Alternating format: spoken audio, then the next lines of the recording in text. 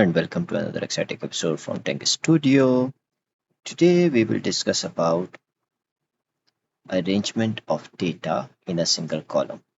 For example, you have a column of address here where there are three rows, and what we want to achieve is we would like to put all three in front like this: street 2, comma space, street 3, like this. So, and we have three rows.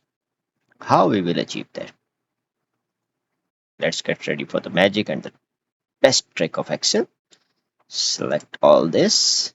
It's easier than you are expecting. Control F, replace, Control J, replace. Nothing happened? Forget about it. Replace all. You see how simple it is. But there is a problem. If you do it again, it won't happen because search has a history.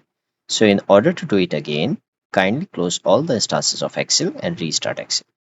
Your search, find and replace history will be gone and you will be able to do it again. Hope you enjoyed the video.